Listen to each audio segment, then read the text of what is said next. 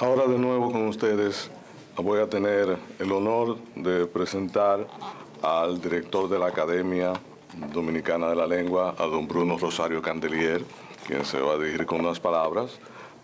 Les recuerdo a los que llegaron un poquito retrasados debido al problema con el tránsito, que los libros, es decir, el diccionario está a la venta en una mesa cerca de la entrada, que aun cuando estemos nosotros conversando pueden adquirirlo antes de que se haga más tarde. Don Bruno, por favor. Gracias.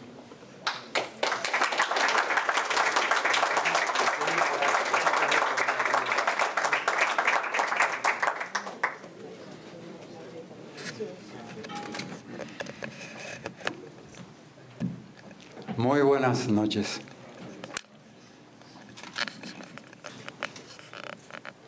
Me complace participar en la presentación de este diccionario del español dominicano ante esta pujante comunidad de hablantes de nuestra lengua en esta hermosa ciudad de Miami. Como ustedes han escuchado, esta obra naturalmente recoge el léxico de los hablantes dominicanos y especialmente aquellas palabras que tienen una particularidad en nuestro español. Ciertamente no es una novedad el hecho de que un país tenga una novedad o una peculiaridad en su manera de emplear la lengua, porque esa es una característica de todos los países de nuestra América. Afortunadamente, cada región y cada país en toda Hispanoamérica tiene un registro y un caudal de voces ampliamente significativas, y muchas de esas voces con un sentido muy peculiar y muy exclusivo, de tal manera que si uno va a México o va a Bogotá o a Chile o a la Argentina o a La Habana o a cualquier lugar del mundo hispánico, se va a encontrar con palabras privativas de esa región o de esos hablantes. Y naturalmente eso significa que si reunimos todo ese caudal de voces de toda nuestra América, hay que suponer la riqueza léxica que tiene nuestra lengua. Hace un par de años, la Real Academia Española editó un diccionario de americanismos, y en ese diccionario figuran una representación, no todas, una representación de esas voces americanas en cada uno de nuestros países. Por esa razón, es importante que cada país publique un diccionario lo más completamente posible de ese vocabulario propio. Y eso es lo que hemos hecho en República Dominicana ahora. Editar un volumen con aquellas voces que son nuestras, aun cuando habría que especificar que ese nuestras es compartido, porque ya hemos visto aquí algunas de esas palabras donde se pudo apreciar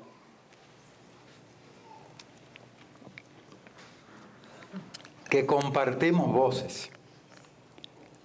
Cuando el equipo de redacción de este diccionario se reunió, una de las discusiones que tuvimos al principio para llegar a un acuerdo era cómo íbamos a seleccionar esas palabras y con qué criterio. Y el criterio que se determinó fue optar por el criterio del uso, lo cual implicaba naturalmente el hecho de que iban a aparecer palabras que se usan en el área del Caribe, en Puerto Rico y en Cuba. Palabras que nosotros usamos y que nosotros creemos que son nuestras, y acontece que no. Habría que ver el origen de alguna de esas palabras, pero cuando una palabra pasa a formar parte del léxico común de una comunidad de hablantes en otro país, ya entonces ya no se puede hablar de la exclusividad desde el punto de vista léxico de esas palabras. Desde luego, sí podemos mostrarlas como dominicanas, palabras que se usan en Cuba o en Puerto Rico porque tienen el asiento allí, en nuestro territorio. Y no choca, no colide, no interrumpe, no afecta el hecho de que se usen en otra comunidad. En este sentido, es importante subrayar esta consideración que voy a externar ahora. Conviene distinguir entre lo que se llama el léxico pasivo y el léxico activo. Cada uno de ustedes posee un léxico activo y posee un léxico pasivo. El léxico pasivo está conformado por el conjunto de las palabras que conocemos y que necesariamente no usamos, pero las conocemos porque al escucharlas o al leerlas identificamos su significado, y eso forma parte de nuestro léxico pasivo. En cambio, el léxico activo es el conjunto de palabras que efectivamente usamos, que empleamos al hablar o empleamos al escribir. En ese sentido, este diccionario viene siendo una especie de léxico activo de los dominicanos, subrayando naturalmente aquellas connotaciones peculiares, porque no es que están empleadas, no es que están publicadas en este diccionario todas las palabras que usan los dominicanos, sino especialmente aquellas palabras o aquellas voces y expresiones que tienen un significado peculiar en nuestro lenguaje. Porque una palabra de la lengua general, por ejemplo, decimos entrar o decimos salir, y esos dos verbos forman parte de la lengua general, de la lengua estándar que conocen todos los hispanohablantes en cualquier parte del mundo. Pero una palabra como, por ejemplo, vamos a ver, ¿quién recuerda una palabra que pueda decir que es exclusiva? Pariguayo. Pariguayo, por ejemplo. Pariguayo es una palabra que nació en Santo Domingo, y casualmente nació en Santo Domingo a raíz de la intervención norteamericana de 1916. Y esa palabra se originó justamente en una fiesta. Cuando había esos momentos de fiesta y de baile en las que participaban los americanos, había un guardia que ponían a la entrada para cuidar el salón. Y entonces uno de los asistentes le decía al guardián: ¿y usted por qué no entra a participar en la fiesta, a bailar como los demás? Y él le decía: I am a party watch. Un observador de la fiesta.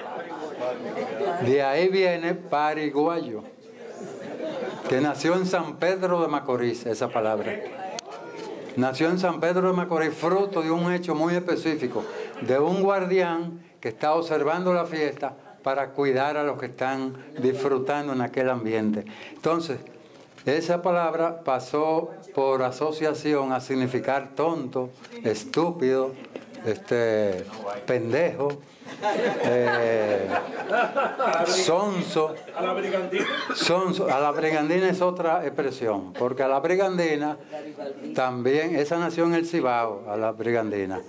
También nació con motivo de la ocupación americana en nuestro país. Esa palabra viene de una combinación... bandido, francés. Está vinculada a la construcción. Está vinculada a la construcción. Era una marca que, según la información que tengo, de Brigandine.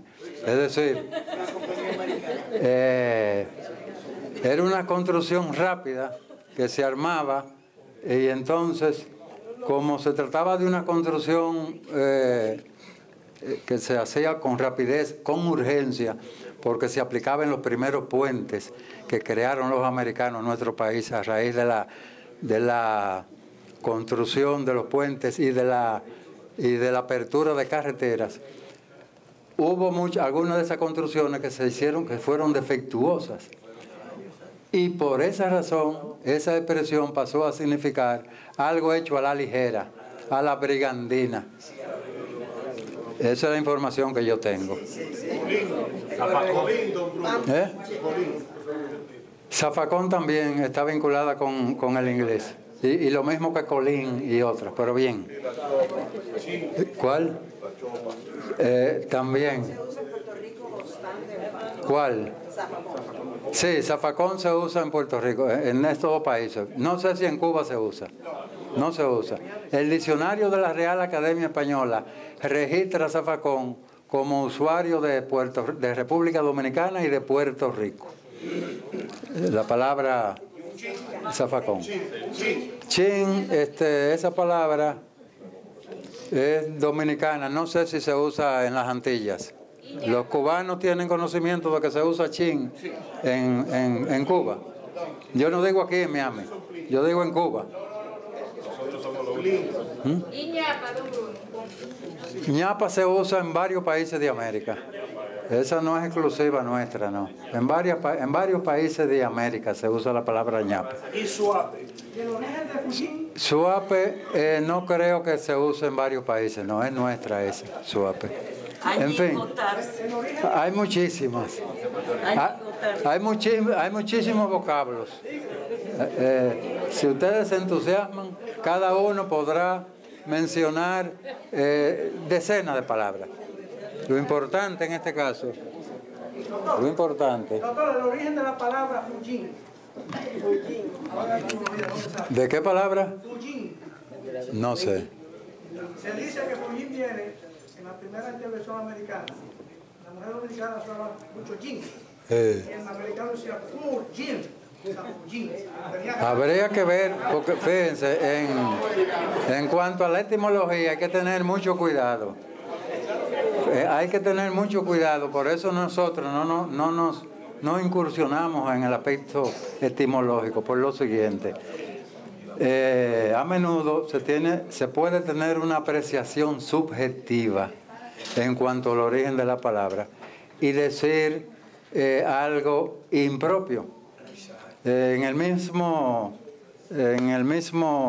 Don Quijote hay un pasaje de Sancho Panza en que se alude al conocimiento de la gramática y Sancho le dice a su patrón que él entiende de grama, pero no de tica. Entendía que grama venía de hierba. Imagínense ustedes. Eso es lo que se llama una apreciación subjetiva de un vocablo. Y entonces los lingüistas somos cuidadosos en cuanto al origen, porque si no sabemos el origen, ustedes saben lo que hace la Real Academia Española, que tiene eminentes intelectuales, eminentes lingüistas, conocedores de la palabra, que cuando no conoce el origen, pone esta consignación de origen incierto. De origen incierto, cuando no está segura de dónde viene. ¿Por qué? Porque el diccionario es un texto que de alguna manera refleja una autoridad. Y si la autoridad no está cabalmente consciente del origen de una palabra, mejor no consignar el significado para no enseñar lo que no se debe enseñar. Porque debemos tener siempre presente que lo que enseñemos debe responder a la realidad de las cosas. Ya decía Santa Teresa de Jesús que la verdad es la realidad de las cosas. Y nosotros tenemos que procurar la realidad de las cosas. En cuanto al conocimiento del lenguaje, hay muchas apreciaciones, hay ponderaciones que son ciertas, y entonces y si se pueden documentar, entonces ahí es cuando podemos consignar que tal vocablo significa tal cosa y que viene de tal fuente o de tal lugar. Pues bien, la importancia que tiene el vocabulario, no solamente para cada hablante en particular, sino para cada país, es por el hecho de que es la mejor señal de la identificación intelectual y espiritual del propio hablante con su cultura. Lo que mejor nos identifica a nosotros, a cada uno de nosotros con nuestra tierra, es nuestra lengua. Por el hecho de nacer en un sitio, la tierra nos inyecta un aliento telúrico. Y con el aliento telúrico, eso influye en nuestra sensibilidad y en nuestra conciencia. Y detrás del aliento telúrico viene el influjo espiritual que recibimos en el hogar. Y en el hogar hay dos aspectos fundamentales que troquelan nuestra sensibilidad y sobre todo nuestro espíritu, que es el lenguaje y el afecto. El lenguaje que recibimos en los primeros días de nuestro nacimiento, a través del susurro, a través del aliento que nos da nuestra madre o nuestro padre. Y con el lenguaje, el afecto también. Y entonces eso forma parte de nuestra espiritualidad. Por esa razón los escritores, cuando quieren testimoniar lo que realmente escriben a la hora, por ejemplo, de contar una historia, acuden al lenguaje de su tierra y acuden al lenguaje que aprendieron desde su infancia para lograr dar con el aspecto afectivo y con la dimensión espiritual que la palabra encarna con una autenticidad única. Los grandes escritores de América son un ejemplo de lo que la palabra significa para nuestra conciencia y para nuestro espíritu. Y cada uno de nosotros, como hablante de una lengua riquísima como la lengua española, está llamado no solamente a preservar ese hermoso legado que recibimos de nuestros mayores, sino a potenciarlo con el cultivo que podemos hacer cada día, tomando conciencia del lenguaje, tomando conciencia de la palabra, desarrollando eso que se llama conciencia lingüística, que es la dimensión más peculiar del desarrollo intelectual que cada uno de ustedes puede conseguir y que cada uno de nosotros está llamado a desarrollar en función de nuestra responsabilidad como herederos de esta hermosa lengua y de esta hermosa cultura que nos identifica a todos los hablantes en Hispanoamérica. Muchas gracias.